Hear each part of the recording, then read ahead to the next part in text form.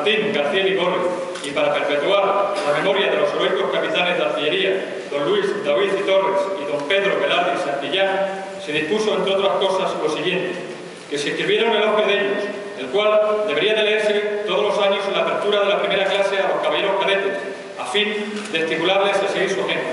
Elogio que posteriormente se extendió a todas las unidades de artillería en el 2 de mayo.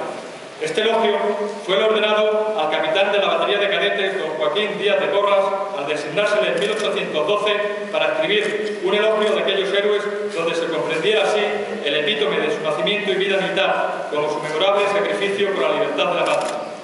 Hoy, 2 de mayo del año 2011, 203 años después de aquellos hechos, nos encontramos formados en este patio para que el capitán que les habla, animado por el disfrute de tan irrenunciable privilegio, lleve a cabo la lectura de ese elogio. Cumplamos, pues, lo establecido y comencemos este relato acercándonos a los personajes. Don Luis Daoiz y Torres nace en Sevilla el 10 de febrero de 1767. A los 15 años ingresó en el Real Colegio de Artillería de Segovia. A los 19 sale con el empleo de subteniente formando parte de la 18 promoción. Participó en la defensa de Ceuta y La Dorana, donde por sus servicios se le concedió el grado de teniente a los 25 años. Al año siguiente pasó al ejército del Rosellón, donde fue hecho prisionero. Por su ilustración y rigor se ganó el respeto de los franceses hasta el punto de que le ofrecieron, tras la paz, quedar al servicio del ejército francés, falto de oficiales artilleros. Una vez liberado, en 1797 embarcó en la escuadra del Océano, donde ejerció como artillero e intérprete. Tiene 33 años cuando es ascendido a capitán segundo y 2 años más tarde a capitán primero. Desempeñó diversas comisiones facultativas, hasta que en 1808, después de haber servido desde 1805 en el Departamento de Artillería de Sevilla, pasó al de Segovia y luego destinado a Madrid, como encargado de la tropa de artillería de la plaza y jefe del detal del Parque de Artillería de Monteleón, donde se encontraba el 2 de mayo de 1808. La moderación, la prudencia y la templanza le aparecen precozmente, tanto que ya en su época de cadete sus compañeros le apodaban el anciano. Era hombre de talento despejado, cultura poco común y bondad de carácter. Sus superiores tenían de él muy alto concepto. En el frío lenguaje oficial quedó constancia con esta expresión: de su aplicación, celo y valor, sirviendo a las baterías más avanzadas y de mayor peso. Don Pedro Velarde y Santillán nace el 19 de octubre de 1779 en Muriedas, a escasos kilómetros de la ciudad de Santander. Con apenas 15 años ingresa en el Real Colegio de Artillería de Segovia, donde desde un primer momento dio prueba de clarísima inteligencia, constante aplicación, vivo espíritu y profundo talento. Durante su último año, como alumno, fue brigadier de cadetes. A los 19 sale con el empleo de subteniente formando parte de la 30 promoción e iniciando una meteórica carrera. Tomó parte en la Guerra de las Naranjas junto a las tropas francesas contra Portugal. Con 22 años asciende a teniente y con 24 a capitán segundo. Con este empleo es destinado como profesor al Colegio de Artillería de Segovia. En 1806, y debido a sus conocimientos, es destinado a la Secretaría de la Junta Superior Económica de Artillería de Madrid, donde se encontraba el 2 de mayo de 1808.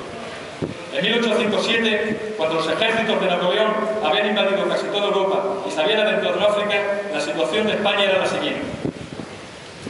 Reina Carlos IV, aunque sus tareas de gobierno las había delegado en su valido, don Manuel Godoy, que deseoso de mantenerse en el poder, intenta separar al rey de su hijo, el príncipe de Asturias, futuro Fernando VII. Tras la firma del Tratado de Fontainebleau y con el pretexto de tomar parte en la guerra de Portugal, el 16 de octubre, un ejército francés, al mando del general Dunlop, cruzaba nuestra frontera. A primeros de marzo de 1808, el cómputo total de fuerzas francesas en España es de 90.000 hombres. Las órdenes que tenían los capitanes generales y los gobernadores eran de no dar a los generales franceses ningún motivo de queja. Pronto se conocieron los planes de Napoleón. Pretendía, entre otras cosas, sustituir la dinastía de los Borbones con la de los Bonaparte y anexionar a Francia parte de España. Al conocerse este plan, estalla el motín de Aranjuez. Carlos IV toma el mando de sus ejércitos y destituye a Godoy de los empleos de generalísimo y almirante. Ante la situación creada y el consejo unánimo de sus ministros, como único medio de salir de la crisis, el 19 de marzo abdica a favor de su hijo Fernando. Conocida la noticia de exaltación al trono de Fernando VII, el júbilo en toda España fue enorme. El efecto contrario se produjo en la diplomacia y en los ejércitos franceses, ya que eran reticentes a la aceptación de Fernando VII como rey de España.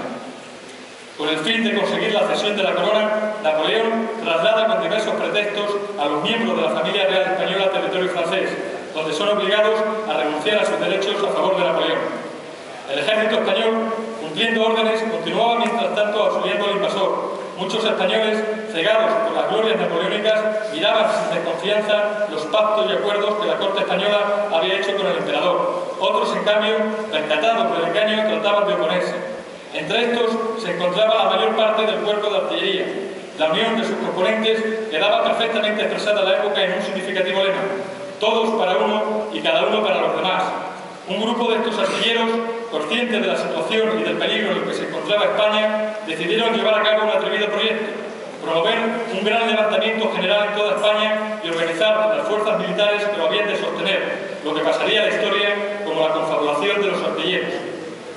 Dos capitanes estaban a la cabeza del proyecto: Daoíz, quien aprovechando su antigüedad y su prestigio, se hizo cargo de reclutar por toda España cooperadores, mientras Velarde, haciendo uso del conocimiento de la situación que le daba su destino, se ocupó de la organización, evaluando las fuerzas y posibilidades españolas, preveyendo los movimientos de los franceses, distribuyendo los mandos y las tropas y estableciendo las líneas logísticas que apoyarían el plan. Pero las dudas alcanzaron a Velarde, ya que el plan se había hecho a espaldas del poder constituido. Se preguntaba si la división de la nación que podría producirse de no sumarse a sus superiores al plan sería más peligrosa que la guerra contra los franceses que se trataba de provocar. Velarde quiso asegurar el éxito de la empresa entregando el plan a la Junta de Gobierno que Fernando VII dejó constituida. Guiado por un altísimo sentido de la responsabilidad y de la lealtad a sus superiores, sin consultar con nadie, confía el plan a quien quería su amigo, el ministro de la Guerra, general O'Farrill, en el convencimiento de que lo apoyaría. Sin embargo, sin expresar su oposición al plan, este tomó las medidas oportunas para desarticularlo, poniéndolo además en conocimiento de los franceses. Cuando Daoíz conoció por boca de Velarde lo acontecido, palideció al comprender que todo el plan había quedado al descubierto, dada la complicidad oficial de las autoridades con el invasor, y pausadamente le dijo: todo está perdido, pero tú y yo sacrificaremos la vida por la patria, y le estrechó la mano. Desde primeras horas de la mañana del 2 de mayo, el pueblo de Madrid se agolpaba a las puertas de Palacio, ante el rumor que había recorrido la villa en la noche anterior del traslado del infante don Francisco a Bayona, para unirlo al resto de la familia real que se encontraba retenida contra su voluntad. Al grito de «nos lo llevan», la muchedumbre intenta impedir la salida del infante, pero un batallón de granaderos franceses, preparado para el caso de una revuelta popular y obedeciendo las órdenes del general Murat, lugarteniente de Napoleón en España, abre fuego sin previo aviso. Muchos madrileños cayeron muertos o heridos. Inmediatamente la ciudad se levanta contra los franceses. El pueblo furioso pide venganza. La noticia corrió como un reguero de pólvora y la lucha se generalizó. Gente de todas las clases y condiciones luchan con lo que tienen: piedras, ladrillos, macetas, tijeras, navajas. Todo servía como arma. El gentío se agolpaba en las puertas de los cuarteles pidiendo armas con la ingenua creencia de que podían expulsar a los franceses. Mientras tanto, las tropas españolas, los 3.000 efectivos que conformaban la guarnición de Madrid, reciben la orden de permanecer acuarteladas y no intervenir. El relato de los últimos acontecimientos llegó a oído de Daoíz, a quien se le ordenó ocupar su puesto en el parque de artillería de Monteleón, donde debería de evitar que la tropa se mezclase con el paisanaje. Velarde oyó los primeros disparos desde su despacho en la Junta Superior Facultativa, ante lo cual salió corriendo en dirección al Regimiento de Voluntarios del Estado, donde consiguió una compañía con el pretexto de disolver al pueblo que estaba agolpado frente a las puertas del parque de artillería. A su llegada al parque, Velarde acertó a desarmar y encerrar las caballerizas a la compañía francesa que lo custodiaba.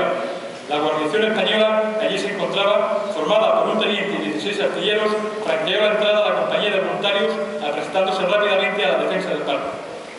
En ese momento, Daoíz se enfrenta a Velarde, preguntándole por qué hacía aquello cuando sus órdenes eran otras, a lo que Velarde contestó que las órdenes dadas, cualesquiera que fueran, no tenían ya valor, atendiendo al estado en el que se hallaba el pueblo. Al veterano capitán se le presenta en ese momento un grave dilema. De un lado, las órdenes recibidas y su responsabilidad como oficial más antiguo. De otro, la muchedumbre a las puertas pidiendo las armas y el respeto a su juramento de defender a su rey en aquellos momentos separados de su pueblo.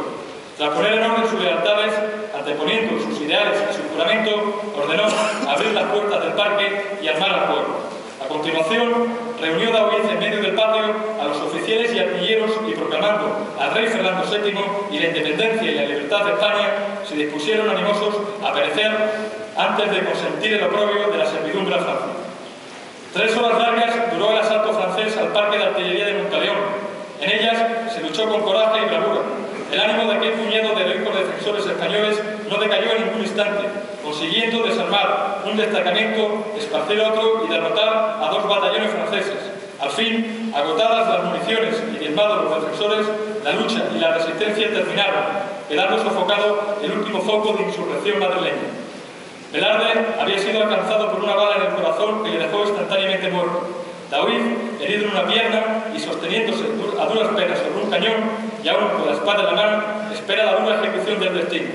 El general Lagrange, lugarteniente de Murat, quien había dirigido el último ataque francés sobre el parque, adelantándose unos pasos, recriminó duramente a Daoiz, dirigiéndose a él sin el respeto y la cortesía que se debe a quien se ha batido con honor, increpándole e insultándole de forma ofensiva. Ante tal humillación, Daoiz cede a su espada la venganza. Lagrange queda herido, pero inmediatamente cae sobre el bravo artillero español la guardia personal del general, hiriéndole mortalmente de un bayonetazo que le atraviesa. Daoiz es llevado a su domicilio, donde muere pocas horas después. También cayeron durante la defensa del parque el teniente de infantería don Jacinto Ruiz de Mendoza, considerado como el tercer héroe del 2 de mayo cuando se encontraba al mando de una de las piezas que custodiaba el parque. Manuela Malasaña, de 17 años de edad, cuando sacaba sobre su falda un repuesto de cartuchos para proveer a los que peleaban. Doña María Beano, viuda de un capitán de artillería con 4 hijos menores, que cuando estaba a punto de entrar en el parque para unirse a los que lo defendían, una bala perdida acabó con su vida. Clara del Rey, mientras ayudaba a los artilleros. Benita Pastrana, sirviendo una de las piezas una vez muertos o heridos los artilleros que la servían. Y tantos otros, conocidos y desconocidos, que heroicamente dieron su vida por España. En la actualidad, los restos de nuestros héroes reposan en la madrileña Plaza de la Lealtad, en un mausoleo sufragado por todos los artilleros, hoy en día convertido en monumento en recuerdo de todos los que dieron su vida por la patria. Este levantamiento del pueblo contra el invasor constituyó la chispa que dio origen a la Guerra de la Independencia, en la cual el ejército y el pueblo español lucharon conjuntamente durante 6 años contra el poder colosal de Napoleón, derrotando al ejército más aguerrido y laureado del mundo en ese momento. Del relato de tales ejemplares hechos son muchas las virtudes y valores que se pueden extraer: espíritu y sacrificio, lealtad, entrega, abnegación, compañerismo, amor a la patria, valores que hoy en día siguen vigentes y que debemos de cultivar y poner en práctica por lo que somos herederos de lo que hoy mencionamos, ya que deben de ser la base moral de los soldados que sirven en la artillería y en nuestro ejército. Para terminar, quisiera destacar 2 de estos valores: la lealtad, virtud militar que practican aquellos que obran con franqueza y legalidad, siendo consecuentes con los compromisos adquiridos. Daoiz y Velarde nos dan un ejemplo de lealtad cuando, rodeados de un ambiente de tolerancia a los franceses y cuando lo más fácil hubiese sido dejarse arrastrar por la corriente, ellos saben que han jurado defender a su rey y actúan en consecuencia. Son leales al juramento que empeñaron a las sabiendas de que les irá la vida en ello. Compañerismo y unión, vínculo que nos une en armonía y del que nuestros héroes nos dan un claro ejemplo. Los artilleros debemos de mantener e incluso acrecentar esta virtud tan arraigada entre nosotros, pues si bien los que nos precedieron se han distinguido en distintas ciencias y virtudes, lo que siempre ha causado más admiración ha sido la unión de nuestra alma. Esta unión debemos de conservarla como patrimonio de una herencia que, transmitida por los primeros artilleros, se ha cultivado con ahínco hasta nuestros días. Unión nunca entendida en sentido exclusivista ni excluyente, sino todo lo contrario, unidos para ser mejores. Artilleros, los hechos narrados constituyen una lección de honor sobre lo que debemos de meditar con frecuencia, debiendo de quedar grabados en nuestros corazones para ayudarnos a alcanzar en el quehacer diario el engrandecimiento de nuestra patria. Sea esta, pues, una lección en defensa de los valores y virtudes que nos hacen españoles, que nos han diferenciado a lo largo de la historia y de los cuales nos sentimos dignos y orgullosos como garantes de la herencia de nuestros héroes.